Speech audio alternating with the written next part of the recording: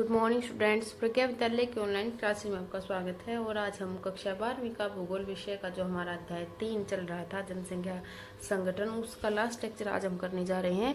आज का जो हमारा टॉपिक रहेगा वो रहेगा व्यावसायिक संरचना। ऑक्यूपेशनल स्ट्रक्चर जो है वो किस प्रकार का पाया जाता है, यानी कि लोग जो काम करते हैं, जो क्रियाएं करते हैं, आर्थिक क्रियाएं, वो क्या क्या करते हैं, उसी के बारे में बात करेंगे।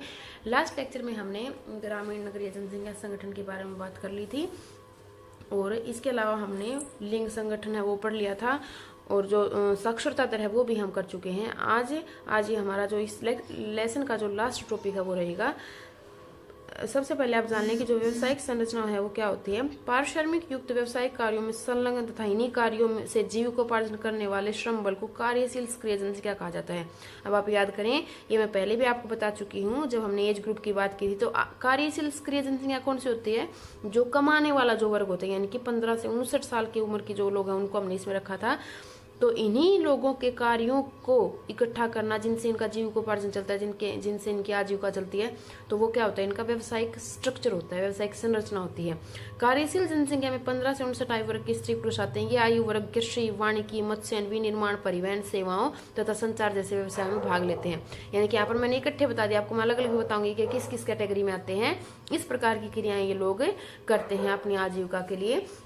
निष्क्रिय जनसंख्या भी एक और वर्ग जैसे बचता है जो हम पहले भी बता चुके हैं। निष्क्रिय जनसंख्या में जनसंख्या का वह भाग आता है जो आर्थिक कार्यों में भाग नहीं लेता है। इसमें मुख्यतः घरेलू कामों में जुटे व्यक्ति, अब जैसे गृहिणी होती हैं, सेवानिवृत्त व्यक्ति भी इसी के अंदर आते हैं, जो रिटायर हो चुके होते हैं, वो छात्र, पेंशन पर निर्भर व्यक्ति आदि शामिल है। यानी कि इनको हम आर्थिक रूप से मजबूत वर्ग नहीं मानते हैं, देश के लिए इनकी भूमिका नहीं होती है, तो इनको हम निष्क्रिय जनसंख्या कहते हैं। जैसे इसमें आ जाते हैं 0 से लेकर 15 वर्ष तक के बच्चे, और जैसे वृद्ध जो है वो सेवानिवृत्त हैं, जैसे पेंशन प्राप्त करते हैं, वो सारे इसी में आ जाते हैं। और महिलाएं जो गृह कार्य करती हैं उनको भी इसी में रखा जाता है।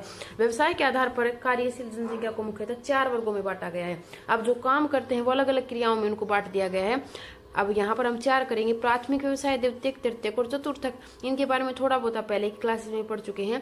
सबसे पहले बात करें प्राथमिक व्यवसाय की, तो इन व्यवसाय में मैं आपको बता देती हूँ जो प्रकृति से जो सीधे जुड़े होते हैं वो क्रियाएं जैसे आते हैं। जैसे आखेट क्या होता है? शिकार करना, मत्स्य पालन करना, संग्रहण करना, कृषि करना, वानिकी यानी कि वनों से लकड़ी काटने का काम है जैसे, और खनन, भूमि को खोदकर खनिज निकालना, ये सारे क्या है? प्राथमिक व्यवसाय है।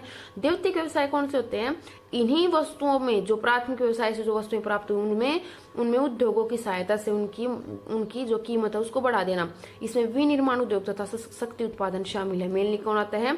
उद्योग जितने भी हमारे हैं जो इसको कच्चे माल के रूप में इन वस्तुओं को प्रयोग करके उनको निर्मित माल बनाते हैं, तो उसको किसमें ले लेते हैं? द्वितीयक व्यवसाय में। ये ज्यादा महत्वपूर्ण उसकी तुलना में। तीसरा व्यवसाय तृतीयक व्यवसाय आता है।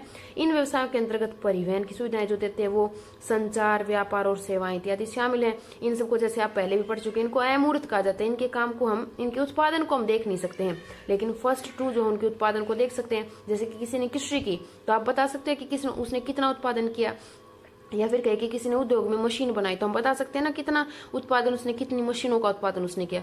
लेकिन इनके काम को हम इनके उत्पादन को हम देख नहीं सकते। इनका काम जो है वो अमूर्त होता है। जैसे परिवहन की सुविधाएं हैं, जैसे बस ड्राइवर आपको स्कूल बस में जैसे स्कूल तक छोड़ता है। संचार की सुविधाएं जैसे टेलीफोन है आपका।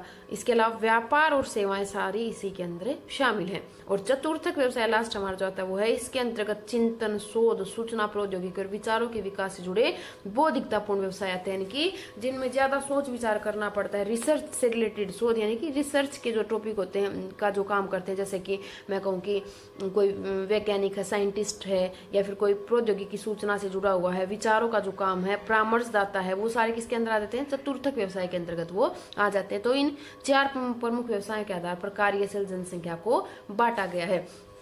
इसके बाद अगर देखें विश्व में, तो ये जो कार्यशील जनसंख्या यानी कि जो व्यवसाय है ये सब जगह पर एक समान नहीं पाए जाते हैं। विकसित और विकासशील देशों में अर्थव्यवस्थाओं में भिन्नता के कारण उनकी व्यावसायिक संरचना में भी अंतर पाया जाता है। अब विकसित देश और विकासशील देशों का हम यहाँ पर तुलना करके देखें तो उसमें बहुत अंतर देखने को मिलता है। विकसित देशों में श्रम शक्ति का केवल 4% से 9% भाग कृषि कार्यों में, यानी कि मैं आपको बता देती हूँ जो प्राथमिक क्रियाएं उसमें जो आमदनी है वो कम होती है, जबकि जो चतुर्थक क्रिया की ओर आप बढ़ते जाएंगे तो उसमें आमदनी ज्यादा होगी। तो अगर देखिए विकसित देशों में तो श्रम शक्ति ज्यादातर क्या करती है?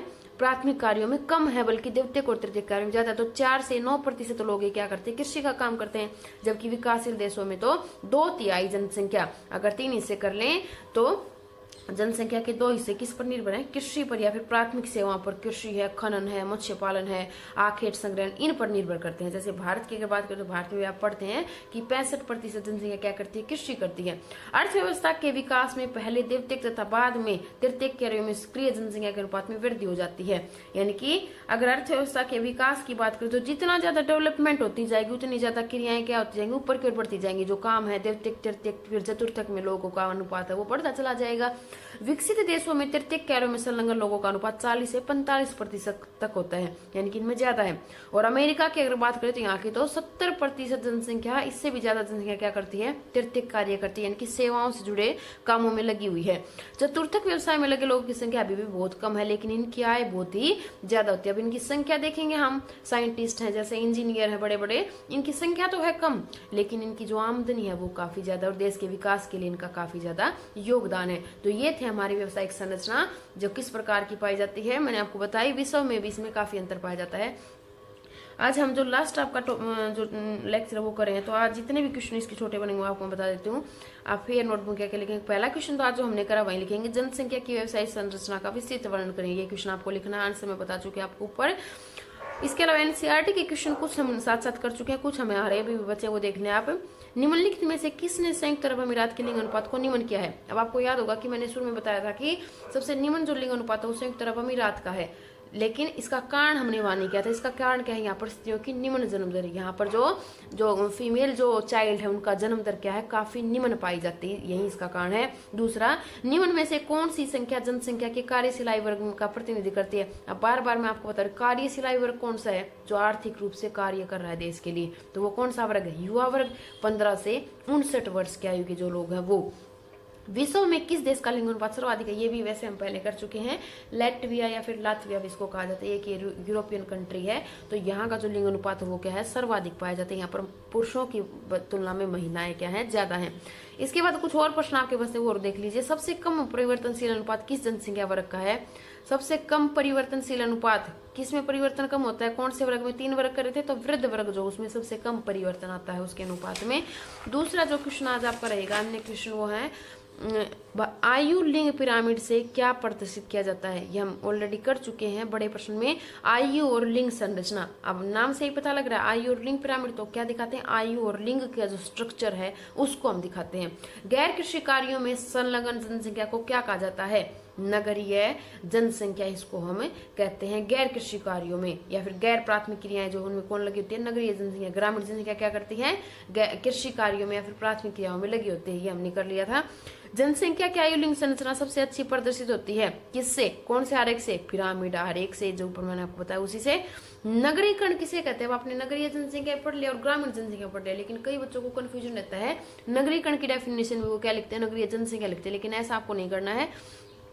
वह प्रक्रिया जिसमें नगर की जनसंख्या बढ़ती है, इस प्रक्रिया को कहते हैं नगरीकरण। जैसे प्रवास व निकटवर्ती गांव से शहर में लोग जाते हैं, तो ये क्या है, ये नगरीकरण। यानी कि जिस प्रकार से नगर बढ़ते जाते हैं उसको हम क्या कहते हैं, नगरीकरण कहते हैं। सहभागिता दर क्या है, कुल जनसंख्या में कार्यरत जनसंख्या का प्रतिशत अनुपात। फिर से मैं रिपीट कर देती हूँ, 15 से 59 वर्ष के जो लोग हैं, जो महिलाएं, उसको हम सहभागिता दर कहते हैं, उनका जो अनुपात उसको हम सहभागिता दर कहते हैं। अगला जो आपका क्वेश्चन वो एक अंतर स्पष्ट करने का है, श्रमजीवी जनसंख्या या फिर उत्पादक जनसंख्या और आश्रित जनसंख्या में क्या अंतर है। उत्पादक जनसंख्या लाभदायक आर्थिक क्रियाओं में काम करती है। अब आपको याद होगा ये कौन सी बताई थी, 15 से 59, और ये बच्चे और वृद्ध मैंने आपको बताए थे।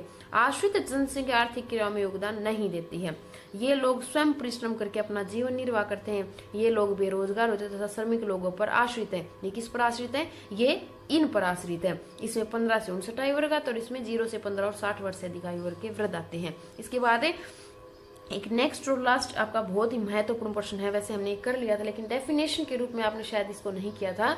जनसंख्या संगठन का क्या अर्थ है, जो पूरा चैप्टर हमने किया उसका अर्थ आपको बताना है। तो अब ये आपको अच्छे से समझ आ जाएगा, इसलिए मैंने लास्ट में आपको बताया, क्योंकि आपने सभी चीजें पढ़ ली। लिंग आयु संरचना आपने पढ़ी थी, लिंग, आयु, श्रम शक्ति जो आज हमने बताया वो, आवास की इकाइयां, साक्षरता और व्यवसायिक संरचना जैसे जनांक की विशेषताओं के आधार पर जनसंख्या का वर्गीकरण व अध्ययन जनसंख्या संगठन कहलाता है। एक बार फिर से देख लीजिए, लिंग के बारे में पढ़ा, आयु, श्रम शक्ति कमाने वाला जो वर्ग है, आवास की इकाइयां, गांव में रहते हैं कि शहरों में रहते हैं, साक्षरता तथा व्यवसायिक संरचना जैसी जनांकी की विशेषता, जनांकी की विशेषता क्या, जनसंख्या की विशेषताएं है ना ये सभी, जनांकी की विशेषताओं के आधार पर जनसंख्या का वर्गीकरण व अध्ययन करना क्या कहलाएगा, जनसंख्या संगठन। यानी कि इस पूरे अध्याय में जो भी हमने पढ़ा वो क्या कहलाता है, मिला हुआ रूप जनसंख्या संगठन कहलाता है। आज ये चैप्टर आपका कंप्लीट हो गया है।